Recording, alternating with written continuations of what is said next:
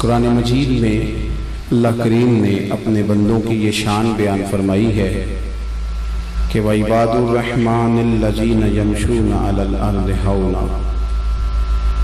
फरमाया जो रहमान के बंदे हैं वो ज़मीन पर आजिज़ी के साथ चलते हैं। वइज़ा ख़ातबहुमुल जाहिलूना क़ालू सलामा, और जब जाहिल उनसे मुखातिब होते हैं, जब वो जाहिलों से बात करते हैं और जाहिल जब उनसे झगड़ा करना चाहते हैं तो वो सलाम करके गुजर जाते हैं। रहमान के बंदे उलझाव पैदा नहीं करते। तालिब इल्मों को, नौजवानों को जो चीज़ें हमारे ज़माने में समझनी बहुत ज़्यादा ज़रूरी हैं, उनमें से एक बात यह है कि ज़िंदगी में बहस कम से कम करें। किसी बदमज़हब से, दीन के किसी ऐसे शख्स से गुफ्तगू करना हो तो वो भी जो उस फन का माहिर होगा वो आदमी बात करेगा। उलझाव नहीं पैदा करें, बहस नहीं करें। हमारे यहाँ जो बहस होती है आम लोगों की, वो बहस अक्सर उलझाव पैदा करती है, उलझे नहीं। मुल्ला जलालुद्दीन रूमी ने एक बात लिखी है, तफरीह तबा के लिए भी अच्छी रहेगी और समझने के लिए भी अच्छी रहेगी। वो कहते हैं कि गधे और घोड़े की बहस हो गई थी। गधा कहता था कि आसमान का रंग काला है और घोड़ा कहता था कि नीला है। हालांकि बात घोड़े की ठीक थी। कई घंटे बहस के बाद जब मुकदमा शेर की अदालत में पहुंचा, शेर ने दोनों की राय सुनने के बाद कहा कि बात भी घोड़े की ठीक है, लेकिन घोड़े को उम्र कैद की सजा भी है। उसने कहा बादशाह जी तो बड़ा जालिमाना फैसला है कि बात भी मेरी दुरुस्त हो और सजा भी। कहा फैसला भी आपने बड़ा अजीब कर दिया कि बात भी मेरी ठीक है और सजा भी आप मुझे दे रहे हैं। तो फरमाने लगे सजा इस बात की नहीं कि तू ठीक कहता है कि गलत कहता है, सजा तो इस बात की है कि तूने गधे से ही बहस शुरू कर दी है। हर एक से बहस करेंगे, उलझेंगे। जवान उलझते बहुत ज्यादा हैं, गुस्सा बहुत है, अना बहुत है। याद रखो हमारे ज़माने में जो सबसे ज़्यादा तकलीफ़ है वो गुस्से की है। तलाक़ें गुस्से की वजह से होती हैं, कत्ल गुस्से की वजह से होता है, नाफरमानियाँ गुस्से की।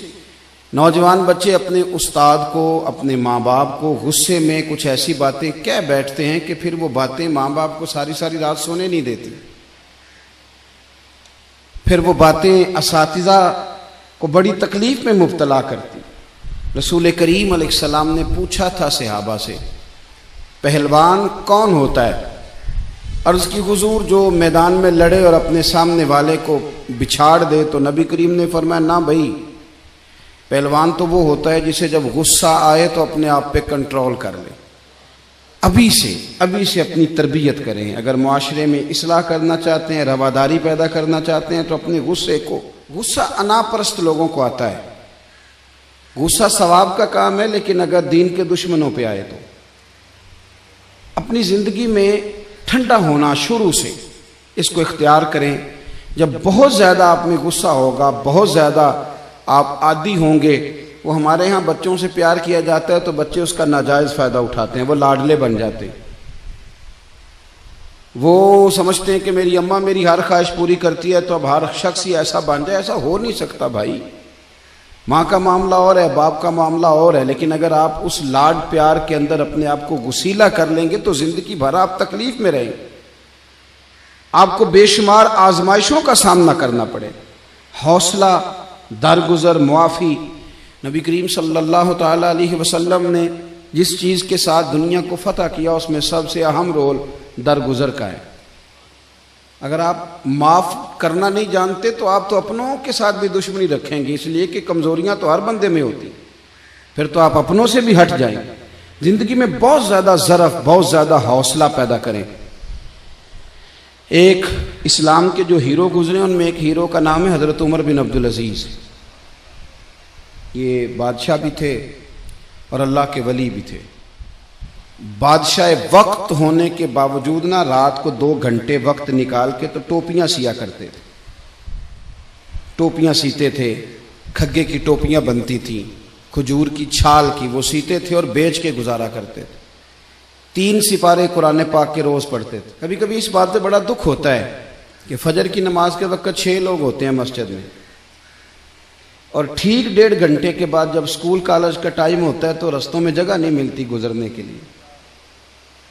अगर आपको आपका मुस्तकबिल सबको उठा देता है 7:30 बजे आपका मुस्तकबिल, तो क्या कब्र अशर के लिए आप 1.5 घंटा पहले नहीं उठ सकते? यानी वही सारी कौम जो 1.5 घंटा पहले दरवाजे बंद करके मुकफ्फल सो रही है, वो सारी सड़कों पे, रास्ता ही नहीं मिल रहा। इतना बड़ा जुल्म। मुझसे एक बच्चे ने, एक दोस्त ने कहा नमाज में दिल नहीं लगता। मैंने कहा दिल का तो मामला ही नहीं, ना भी लगे तो नमाज तो फिर भी पढ़नी है। नमाज को दिल लगी का नाम है, नहीं लगता तो न लगे। दवाई खाने में दिल लगता है? चलो ये बताओ, स्कूल आने को दिल करता है? अब तो हंसने लगे सारे। कॉलेज आने को दिल करता है? पेपर देने को देते हो कि छोड़ देते हो? सारा साल मेहनत की, पेपर देने को दिल ही नहीं कर रहा। यहाँ तवीज़ लेने जाते हो, दम कराऊं जी मेरा दिल नहीं कर रहा। अजीब फलसफा है ना साहब। एक दोस्त ने मुझे कहा नमाज में दिल नहीं लगता। मैंने कहा क्या करते हो? कहता मैं वापडा का मुलाजिम हूँ। तो मैंने कहा आपने कभी नहीं कहा कि मेरी तनख्वाह आ गई है बैंक में पर मेरा लेने जाने को दिल नहीं कर रहा, कोई दम कर दें। कभी नहीं आपने कहा कोई तवीज़ दे दें। ये झूठ का पलंदा है। ये तो बात है अहमियत की, ये तो अहमियत की बात है। एक दोस्त इसी तरह फरमाने लगे कि पीर साहब मेरा दिल नहीं लगता नमाज में, सुबह नहीं उठा जाता। तो सऊदी अरब में वो काम करते हैं। तो एक रात को मिलने आए, कहने लगे सुबह की फ़्लाइट से लौट रहा हूँ, क्या टाइम है? कहने लगा जी सुबह 4 बजे की है। मैंने कहा तेरी तो रह जाएगी, इसलिए कि तेरी तो सवेरे आँख ही नहीं खुलती, तूने खुद बताया कि फजर नहीं पड़ता। कहने लगा जी मैंने 48,000 की टिकट खरीदी है, मेरी आँख लगनी नहीं सारी रात। तो मैंने कहा साहब असल बात अहमियत की है। अगर 48,000 की अहमियत इतनी है कि वो मिस नहीं होगी, तो अगर पता चल जाए कि नमाज की अहमियत कितनी है, फिर नमाज भी मिस। तो जिंदगी में रवादारी पैदा करें और साथ साथ दरगुजर से काम लें। देखो हजरत उमर बिन अब्दुल अजीज रहमतुल्लाह अलैह बादशाह थे, दरवेश थे। कुछ बादशाहों की लोग इज्जत करते हैं सियासत के लिए, और कुछ की कदर करते हैं दिल से। लोग उनका बड़ा इकराम करते थे। तो एक दिन आप रात को गश्त के लिए निकले, 2-3 गार्ड सिपाही आपके साथ थे। उस ज़माने में लोग लकड़ी के जूते पहनते थे, और लकड़ी का जूता अगर मोटे ताज़े आदमी ने पहना हो, जैसे आजकल ये बाटा के जूते होते हैं बड़े सख्त, को मेरी तरह का सेहतमंद आदमी पहनना हो और किसी के पैर पे पैर रख दे तो सामने वाला बेचारा बड़ा बेहाल हो जाता है। हज़रत उमर बिन अब्दुल अजीज गुजर रहे थे, लकड़ी के जूते थे। एक बुजुर्ग ना सोए हुए थे गली में, ज़मीन पे चटाई बिछा के।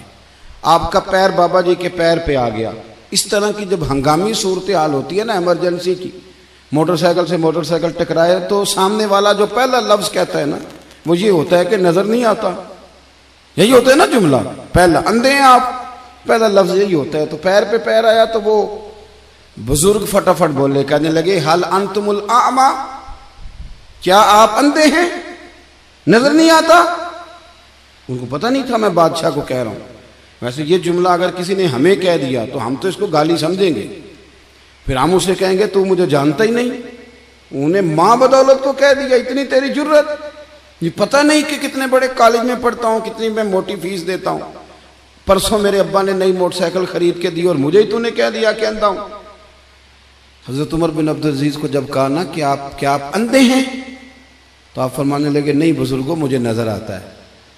वो जो साथ वाले थे ना गार्ड, उन्होंने तलवारों पे हाथ रख लिए। आपने फरमाया क्या करने लगे हो? कहने लगे हज़रत कुछ गुस्ताखी की, आप अंधा का है। आप फरमाने लगे नहीं उसने तो कुछ भी नहीं कहा। कहा हज़रत साहब कहा है उसने आपको अंधा? फरमाने लगे नहीं कहा उसने मुझे अंधा, जनाब कहा है। आप फरमाने लगे बात तुमसे कर रहा था कि मुझसे कर रहा था?